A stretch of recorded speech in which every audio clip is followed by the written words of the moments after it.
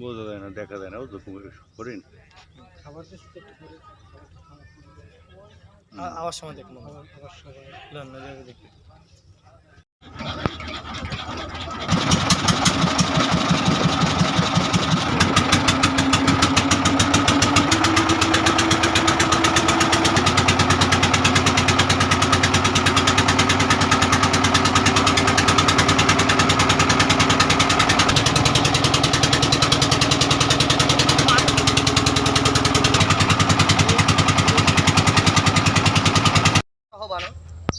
সুন্দরবনের মুক্ত পরিবেশের বানর দেখা যাচ্ছে, বানর।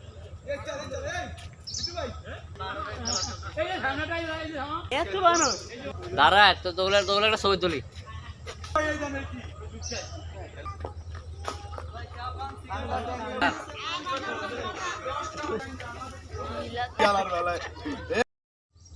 আমি এখন সুন্দরবনের গাছের উপর উঠে বসে আছি।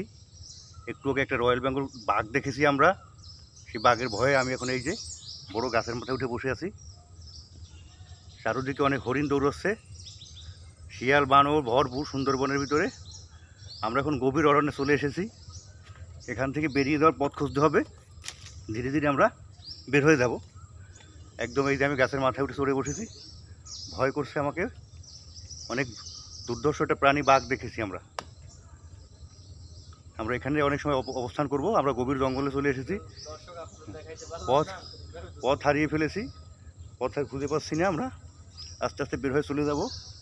এই যে চারিদিকে ঘন জঙ্গল, সুন্দরী গাছ, এই যে সুন্দরী গাছের বেশ সুন্দর পাতা। আর কিছুক্ষণ পর এখান থেকে আমরা বেরিয়ে হাড় বাড়িয়ে যাব। কটকা কচিকেলি সব জায়গায় ঘুরবো আজকে। খুব ভালো লাগছে সুন্দরবনে এসে।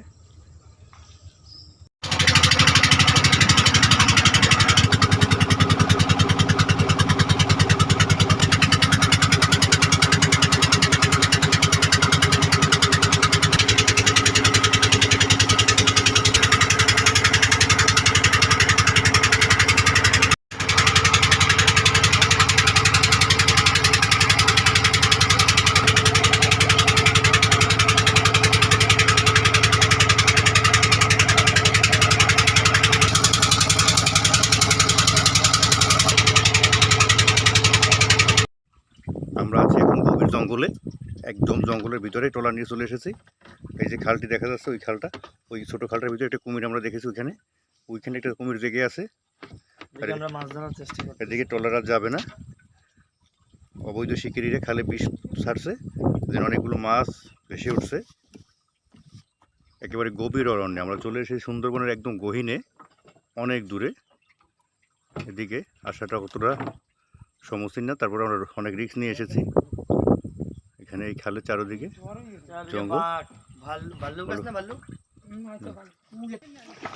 শিকারিতে মোবাইলটা দাও। এদিকে চলে যাবো আমরা এখন আমাদের ওই, এই যে ফয়সাল আলম ভাই আছে নৌকায়, আমি নেমেছি। দেখি কুমিরটাকে দেখা যায় কিনা।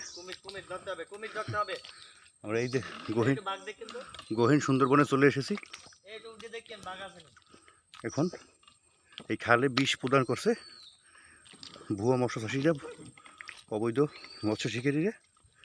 আমরা দেখি কোনো মাছের সন্ধান করতে পারি কিনা।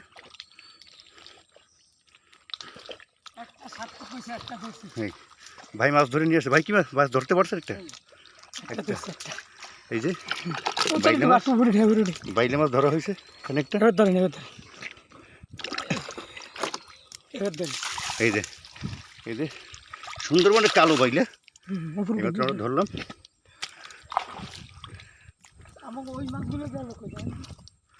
গভীর সাগরে আমরা সুন্দরবনের ভিতর চলে এসেছি। এখানে হরিণ থাকতে পারে, বাঘ থাকতে পারে।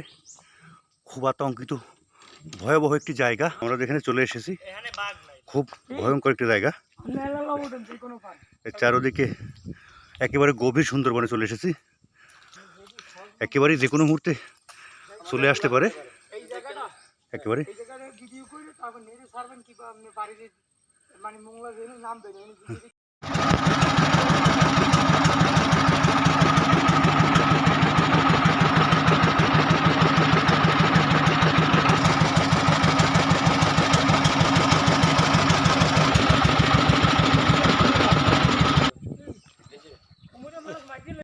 আমরা একদম করমজলের খালের মাথায় গভীর সুন্দরবনে চলে এসেছি। খুবই খুবই খুবই ভয়ঙ্কর জায়গা। বাঘ আছে, হরিণ আছে, কুমির আছে। তো মানুষ মারছে একবার, কুমিরে ধরে লেছে একদম। ধরে নিয়ে গেছে, শুনছেন তো, আপনারা শুনতে পাইছেন এখন মরিয়েই গেছে। কত ভয়ঙ্কর জায়গা।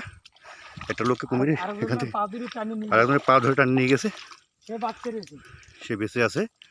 এই আরেকজন আরেকজনকে হাত নিয়ে গেছে, সেও বেঁচে আছে। তো এসেছি সারভাইভ করতে আজকে সুন্দরবনের গভীর থেকে গভীরতম অংশে। এত দূরে সাধারণত কেউ আসে না। ফরেস্ট ভাই ছিলেন, উনি আমাদের এখানে আসার অনুমতি দিয়েছেন। ফরেস্ট অফিস থেকে আমরা অনুমতি নিয়ে এখানে চলে এসেছি।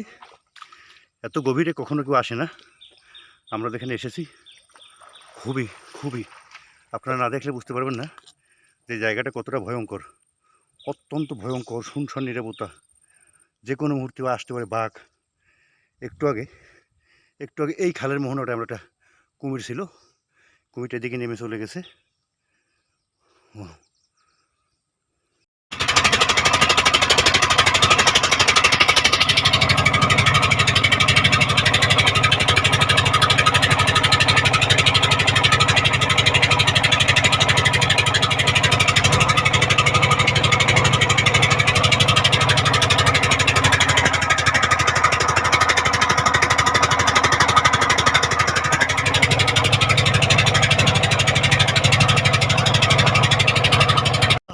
সম্মানিত দর্শক মন্ডলী, আমরা খুব একটি ঝামেলার ভিতরে পড়েছি। আমাদের ট্রলারটা খালে আটকে গেছে। খুব একটি বিপদের মুখে আছি, কারণ এখানে আপনারা জানেন যে এই খালে পানি আছে এবং এখানে কুমিরও আছে। এমন একটি সমস্যা, ঠিক আছে। তো আমাদের স্যার তিনি হচ্ছে ঠেলতেছেন, যে কোনোভাবে চেষ্টা করতেছেন আমাদের একটার ভিতরে যেতে হবে, নাহলে আমরা আরো ঝামেলার ভিতরে পড়তে পারি। খালটা পারাবো, খালটা পেরিয়ে উপরে যাব। ভাই গিয়েছে পটটায়, খুবই বাবা খুব গভীর একটা খাল, কিন্তু আমি যেতে পারবো না, আমি ভিজে যাব। আমাদের মাঝি ভাই ওদিকে মাছ ধরতে চলে গেছে। ওই